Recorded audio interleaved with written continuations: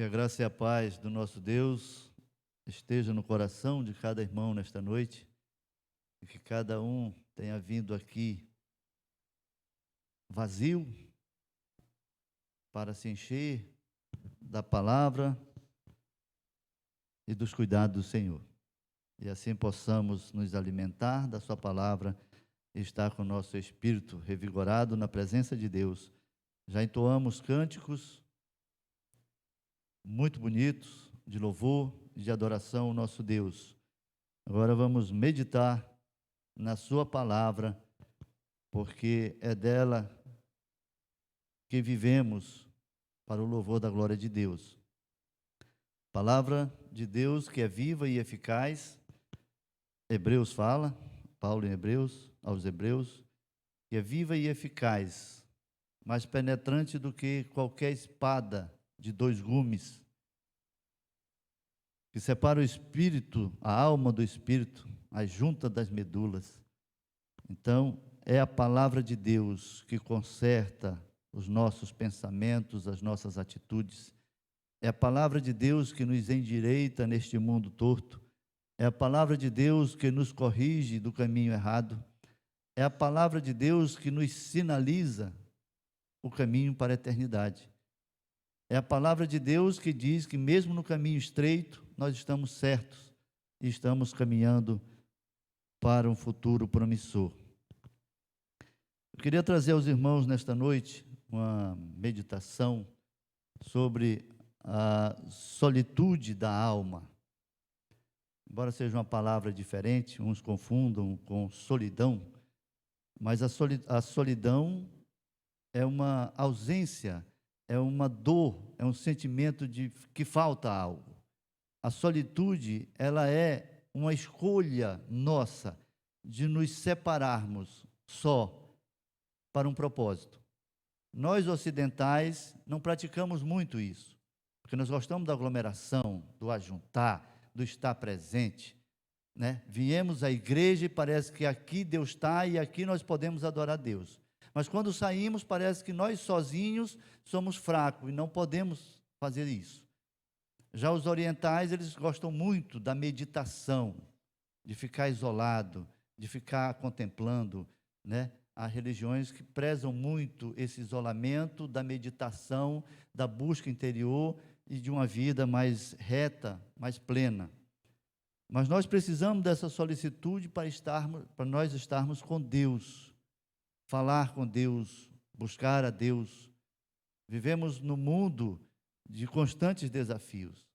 As nossas atribulações e tarefas do dia a dia, às vezes nos impede de estarmos sós com Deus. Às vezes temos por hábito acordar de manhã, fazermos a oração, e ao final do dia ou antes de dormir, fazer uma outra oração de agradecimento. Mas no decorrer do dia, nós não tiramos um tempo para ficarmos a sós com Deus. Como a palavra de Deus diz, vai ao teu quarto, tranca e ora. Ele não diz, leva 2, 3 contigo. Ele diz, vai e faz assim.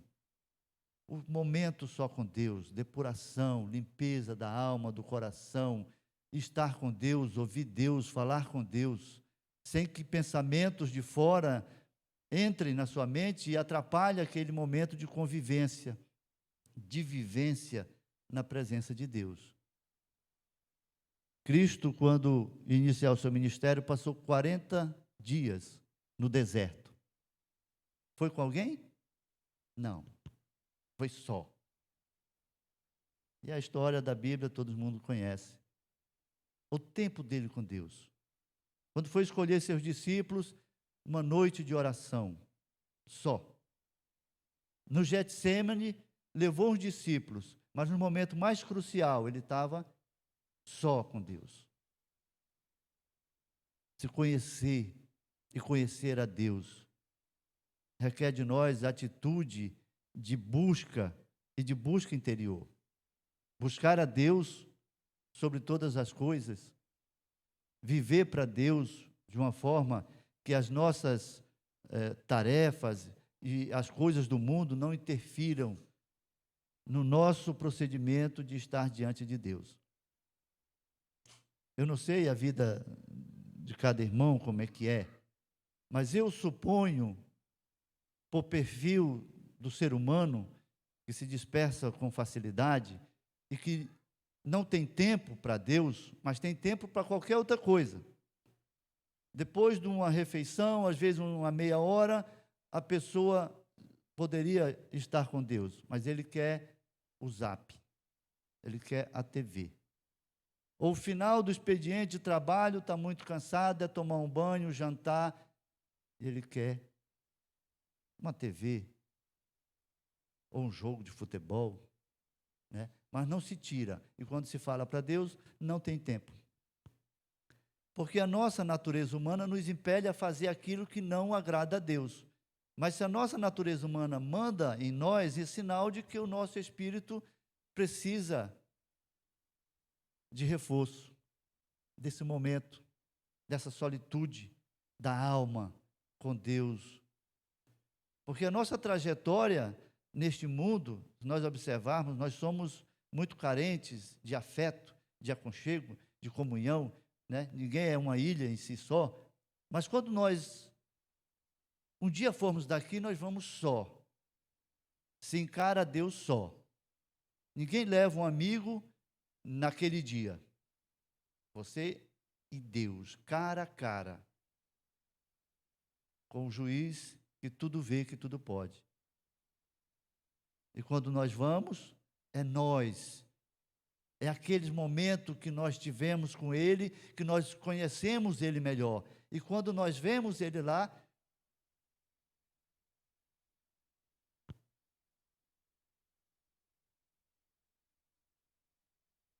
nós vamos reconhecê-lo, porque nós já vivemos um momento aqui com Ele, sós, de coração, conhecendo Deus, da verdade, o amor de Deus. Como é maravilhoso você ouvir a doce voz de Jesus falando ao seu coração, naquele momento de oração, que o seu coração estava atribulado, cansado. Jesus disse: vinde a mim, todos que estáis cansados, sobrecarregados, e eu vos aliviarei. Tomai sobre vós o meu jugo. Mas nos nossos afazeres, na nossa correria, é tanta coisa que acontece nesse mundo que nós não paramos e não ficamos aquele momento, que não é de solidão. A solidão é um sentimento de que falta algo e dá tristeza e dá dor. A solitude é um momento que eu escolho para ficar só. E eu dedico esse momento só com Deus. É o momento que eu reflito nas minhas coisas, na minha vida, no que eu fiz. É o momento que eu posso estar diante de Deus sem a preocupação exagerada das coisas do mundo, mas eu estou ali com Deus, é eu e Deus. É o que o Paulo diz: vai no quarto e tranca, para ninguém te interromper. É aquele momento ali que tu te esquece de fora, como vocês estão aqui. Esquece do que está lá fora. Hoje, agora, é você e Deus. Nenhum pensamento lá de fora venha perturbar sua mente nesse momento de comunhão seu e Deus. O louvor canta para todos, mas quando você responde, é você e Deus. É o seu culto a Deus que é feito nesse momento. Então, essa solitude da alma é o nosso momento de silêncio com Deus, de passar com Deus, e que devemos cultivar. E que eu vejo que, às vezes, muitas pessoas, ou até muitos irmãos, não têm esse momento. E nós passamos 10, 15, 20, 30 anos na igreja. E se nós olharmos para trás, nós vamos observar que nós envelhecemos. Mas a nossa conduta, a nossa fé, a nossa maturidade, às vezes ainda é de menino. Porque nós não cultivamos a palavra de Deus em nosso coração. E muitas vezes cantamos palavras bonitas no nosso coração, cantamos aqui, né? Tudo entregarei, a minha vida, tudo que sou, tudo que tenho. Mas muitas vezes a nossa realidade não reflete o que nós cantamos. Como a Bíblia diz, que Davi foi um homem segundo o coração de Deus. Era um homem que falava com Deus, era um homem que Deus abençoava, era um homem que tinha comunhão com Deus. E Davi era um homem cheio de problemas. Mas o céu é ganho com esforço, a nossa vida, a nossa decisão que um dia fizemos, nós devemos defender ela, porque o inimigo de nossas almas, não está contente com aquela decisão que tomamos no passado, que daquele dia em diante, a minha vida não seria mais aquela, mas seria outra, uma nova, conduzida, guiada por Deus até o último dia, e lá eu verei o Senhor. Hoje nós vivemos num mundo perplexo, complexo, porque a Bíblia diz que Satanás é o príncipe deste século, então ele influencia governos, e os governos são corruptos, e são corruptores, são maus, ou às vezes até pervertidos, porque no meio Satanás habita. Esperar uma paz mundial, que a terra se torne um paraíso, nunca vai existir. E nós vimos governos, brigas, confusões, porque quem comanda tudo isso é o inimigo de nossas almas, que jaz no mundo. Então, amar essas coisas do mundo é servir as coisas do mundo. Mas nós somos de uma pátria do além, uma pátria além desta. Nós vivemos para Deus e somos peregrinos. A nossa casa não é aqui. A nossa casa, Cristo foi preparar. E está lá. É a nossa morada. Então, vivamos nesse mundo com alegria no coração, porque temos Deus. O melhor presente, a melhor coisa deste mundo, desta vida, é servir a Deus. E se um dia dissemos e tomamos a decisão de que vamos servir a Deus com todo o nosso, toda a nossa força, todo o nosso coração, devemos também praticar assim. E viver feliz, viver alegre. Enquanto Deus nos dá os dias nesta terra, vivamos com alegria e singeleza de coração, levando a palavra de Deus, mostrando o caminho da verdade. Porque um crente triste está refletindo quem? Deus não é triste. A Bíblia diz que Jesus é a alegria dos homens. E a decisão que tomamos no passado, ela irradia por toda a nossa vida. E devemos viver felizes e alegres, porque somos do Senhor e vivemos para o Senhor. A nossa solicitude da alma é conhecer a Deus, é viver a palavra de Deus. Ninguém vai pegar na mão de Deus aqui na terra. Ninguém vai bater numa porta e dizer, alguém vai abrir e dizer: oi, quem é você? Ah, eu sou Deus. Nós vivemos Deus na fé, no coração, na verdade da sua palavra, na convicção da nossa alma, com o Espírito Santo nos guiando, nos alimentando, nos dizendo o que é certo, nos mostrando a Cristo. Quem mostra a verdade é o Espírito Santo. E se formos selados por Ele, nós somos de Deus. E Ele revelará em nosso coração a santidade, o caminho certo, quem é Deus. E assim nós possamos ter uma vida de vitória, não enganados pelo inimigo, mas uma vida onde Deus reina, e assim nós cumpriremos a vontade de Deus, que é dar bom testemunho da sua palavra, amar o próximo como a ele mesmo e mostrar que há uma vida além daqui, que o mundo cego não vê. O mundo acha que a vida começa com o embrião e termina na morte. E o que você fez aqui, você pagou aqui e não tem mais nada. Que é isso que Satanás quer que creiamos. Porque a verdadeira vida não é a daqui, mas a que começa depois. É a de Deus, é a com Deus, que é eterna. E essa não tem fim. Aqueles que estão em Cristo, nova criatura é, aqueles que estão em Cristo são filhos de Deus, e aqueles que estão em Cristo herdarão o reino de Deus. Então, quer comamos, quer bebamos, quer façamos qualquer outra coisa, nós sempre assim faremos para a glória de Deus, porque somos de Deus.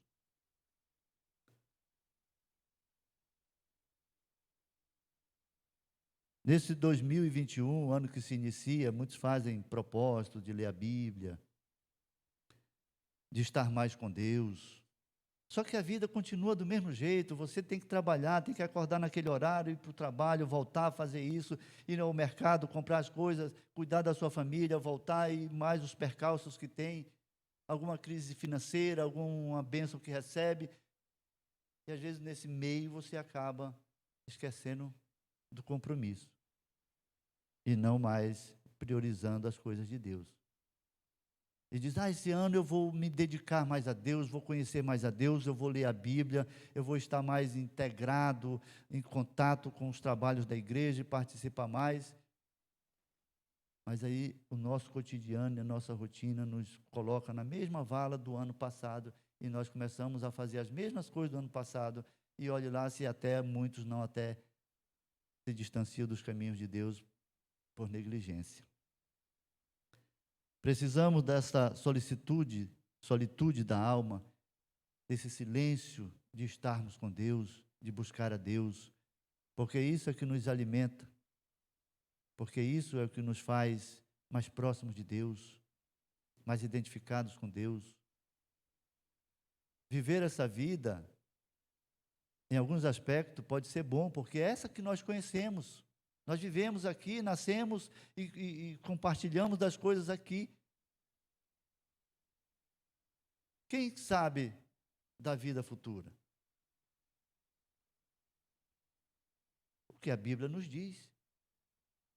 Mas a Bíblia ainda diz que nenhum olho viu, nenhum ouvido ouviu das coisas que estão reservadas. Então, são coisas extraordinárias e muito melhor que excede até o nosso entendimento do que tem lá do que vivemos aqui. Mas nós nos apegamos a essas coisas terrenas, materiais, palpáveis, em detrimento às coisas de Deus, do Espírito, da vida na fé. A carne é fraca, o Espírito está forte. Nós precisamos então viver uma vida que agrade a Deus, porque o que temos neste mundo nada vai, mas o que vai é o eterno, o que vai é para Deus e a vida lá é a real. Então devemos viver e colocar a nossa vida em disposição a buscar a Deus de forma diligente, de forma decisiva, de forma direta, para que possamos agradar a Deus e Deus, nas suas misericórdias, nos fortalecer, dar sabedoria para indicar o caminho àqueles que não conhecem, que estão sendo enganados pelo inimigo, que estão nas trevas, que não conhecem a luz, aqueles que zombam da palavra de Deus, aqueles que quando vê alguém falando ou cantando um cântico, zomba pela ignorância e pela a cegueira espiritual que eles têm, mas que nós possamos ser a luz, a carta aberta que Paulo fala, do testemunho verdadeiro e exemplar. Mas isso nós vamos ser quando nós buscarmos a Deus diligentemente, nós fizermos esse tempo de busca a Deus e aproveitarmos o tempo que nós temos. Às vezes confiamos que só o tempo aqui na igreja, o sentar nos bancos, o levantar as mãos, o cantar o cântico é o suficiente. Enquanto que a nossa vida não é só esse momento aqui agora, que daqui a pouco nos despediremos. É aquele que começa também depois da porta. Nós devemos nos encher aqui para ali radiar também o amor de Deus, mostrar a palavra de Deus, pelo nosso bom testemunho, pelo nosso coração benevolente, pela nossa atitude em ajudar as pessoas, e pela nossa fé em Deus, de buscar nos alimentarmos da sua palavra a cada dia e a cada hora. essas buscas dessa solicitude, nós devemos também saber que o tempo nosso aqui, embora possa ser longo, mas um dia vai findar. E essa pandemia talvez veio nos mostrar que a brevidade da vida, ela não se restringe àquele pensamento de que eu sei que um dia eu vou, mas é tão longe que eu nem penso quando vai ser. E o que a gente vê é que essa pandemia parece que ela diz, olha, pode estar bem breve. Às vezes é um amigo seu que foi, é um vizinho. E você diz, realmente esse negócio é sério. Né? Eu, falando com um amigo, agora no final do ano, ele dizia que essa pandemia veio mostrar a ele e dar a ele mais humildade. Então, ele vê as pessoas hoje, ele diz, irmão, ore por mim. E antigamente se sentia mais cheio, por que eu vou pedir para ele orar por mim? Né? Mas esse ato de comunhão, de você saber, irmão, ore por mim, oremos uns pelos outros, né? Abrimos aqui o período de oração, e o irmão disse, olha, ore pela minha irmã, ore pela minha vizinha, ore pela minha cunhada, ore pela minha... Para sabermos que a oração do justo pode muito seus efeitos, e às vezes esse pedido, o coração temente a Deus pedindo, Deus vai atender. Talvez não pela pessoa, mas pela necessidade, pela comoção daquela pessoa que pede. Para dar mais tempo, talvez, para a pessoa também buscá-lo no dia, dar um bom testemunho. E aquele crente dizer, eu orei por você, foi Deus que te curou, foi Deus que agiu na tua vida. Quem sabe a pessoa se toca e vê que realmente, ó, isso é um servo de Deus. Deus age no meio das pessoas. As pessoas que estão com Deus, elas têm uma característica diferente. Elas desejam o bem, elas querem o bem, elas fazem o bem para as pessoas.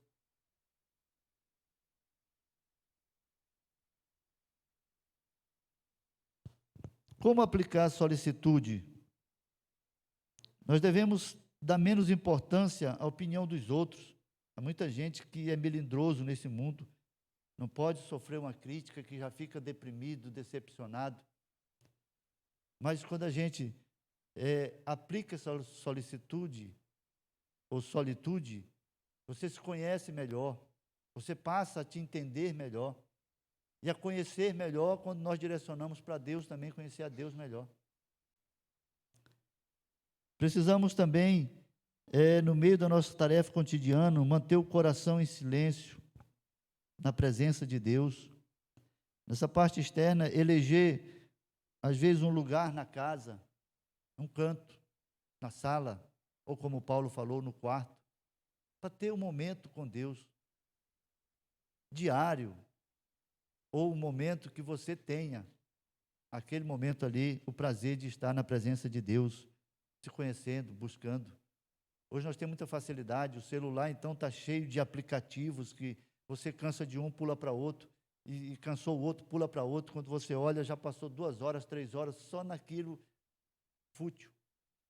Ou então a televisão que você liga, muda de canal, passa para esse canal, está num jogo, acaba o jogo, vai para o filme, acaba o filme, vai para um outro programa, e quando você cuida, passou 4, 5 horas. E a gente fica com aquela sensação de que não está fazendo a coisa correta, precisa fazer algo mais para Deus, estar mais com Deus, mas não consegue mudar esse ciclo, essa rotina. Então nós precisamos escolher um lugar em casa, até mesmo no trabalho talvez não, porque ali você está com uma missão, e o seu chefe talvez não vai gostar disso, mas em casa, escolher um lugar para estar a sós, um momento a sós com Deus. Às vezes também, a natureza, quando nós contemplamos as pessoas que viajam, que vê tantas paisagens bonitas, ontem o irmão estava me mostrando nas suas viagens, lugares maravilhosos, que é o momento de você contemplar e se olhar também. É uma solitude também, um momento de silêncio que você vê que este mundo não é só isso. Há algo grande coordena, que governa, que controla.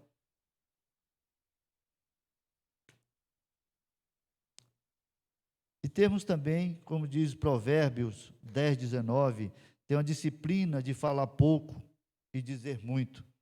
Diz Provérbios 10, 19, na multidão de palavras não falta pecado, mas o sábio refreia os seus lábios.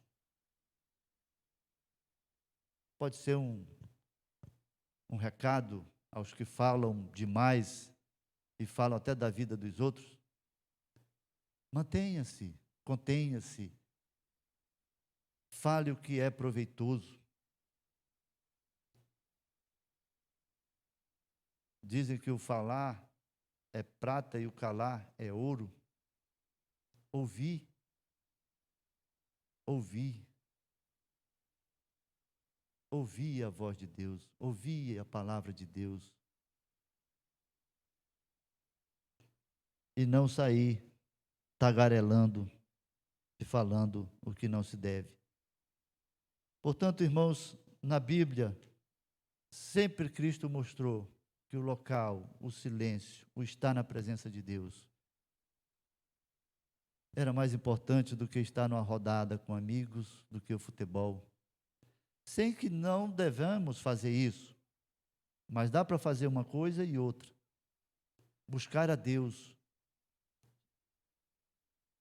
em primeiro lugar, e as demais coisas vos serão acrescentadas. Mas nós queremos que as coisas sejam acrescentadas e depois nós vamos buscar Deus. Quando nós invertemos os conceitos da palavra de Deus, aí nós erramos. Mas quando nós nos alinhamos à vontade de Deus, andar nos caminhos de Deus, viver para Deus, então nós passamos a andar no caminho reto, caminho certo. Há quantas pessoas nós não temos mais no nosso meio, mas lutaram, combateram o bom combate, acabaram a carreira e guardaram a fé. Nós que aqui estamos, nós temos que ser esses soldados, de continuar o combate, continuar a carreira, guardar a fé, até na presença de Deus. Aqui viemos sem nada, vamos voltar sem nada. Mas enquanto vivemos aqui, Deus nos dá o privilégio de testemunharmos da sua palavra e vivermos com alegria na sua presença. E a Bíblia diz que na presença do Senhor até a tristeza salta de alegria.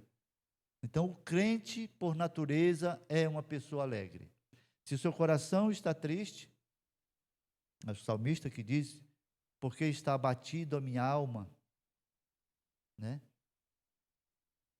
Nós devemos nos alegrar, meditar na palavra de Deus.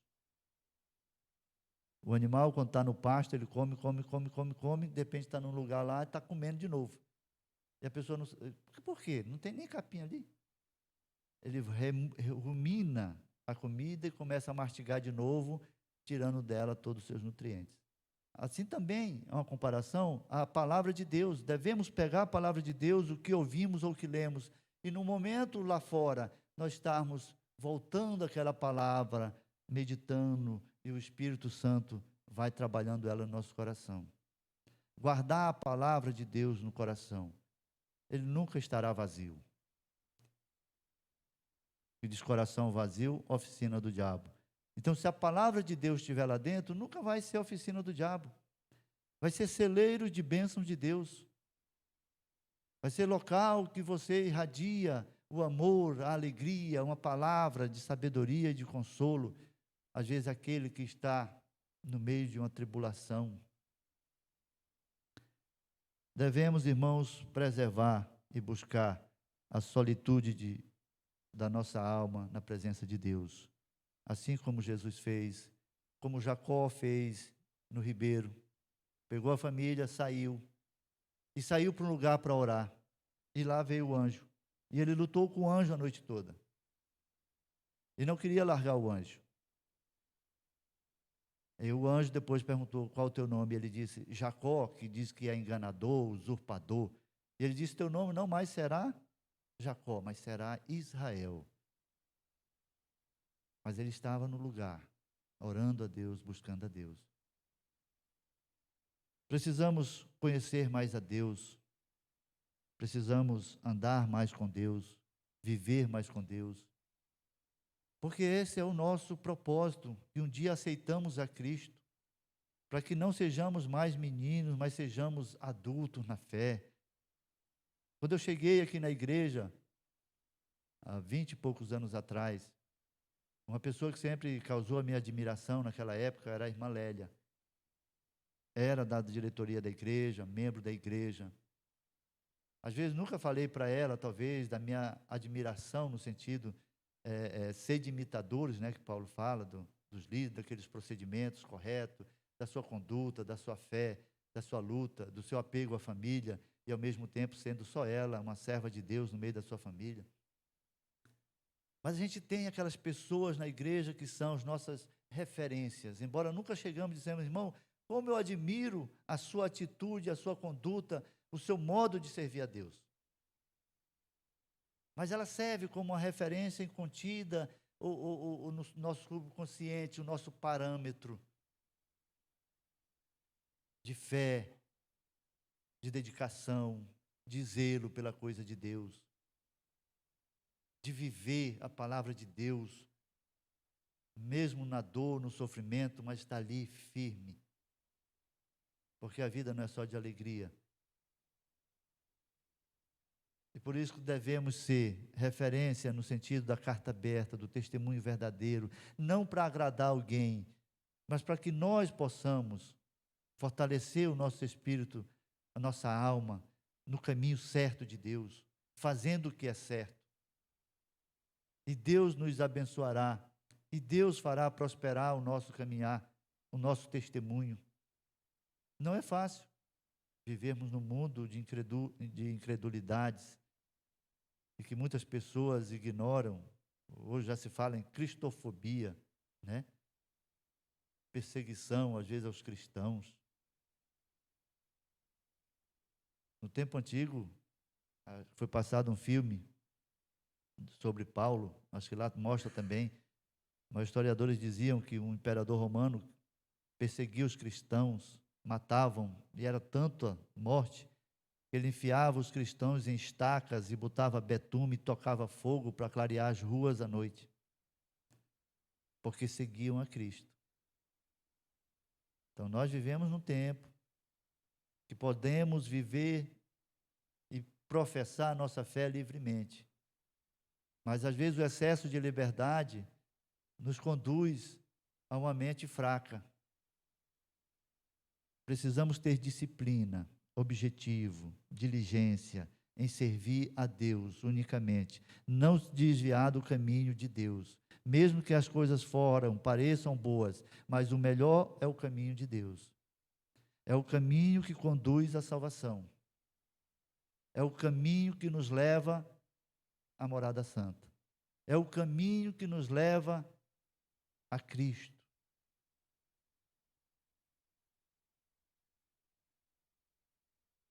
Que possamos refletir, irmão, nessa palavra nesta noite, e a solitude da alma seja algo que nós possamos praticar. Se todo dia, mas momentos mais constantes de estarmos na presença de Deus, conhecer a Deus, e ali estarmos com a mente voltada para Deus, numa conversa em que eu dou atenção àquele que está à minha frente.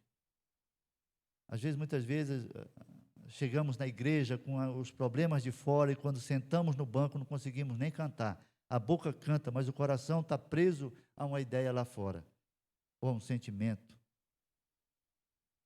Precisamos saber dissociar essa questão e essa solitude, esse momento a sós, esse silêncio para estarmos com Deus, ele é fundamental para nós separarmos as coisas que não são importantes no momento certo, das coisas que são importantes para aquele momento.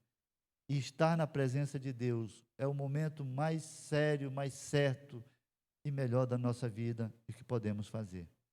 Senão nós vamos ser o crente de boca, né? Assinamos um compromisso, mas não cumprimos. Dizemos que fazemos, mas não fazemos.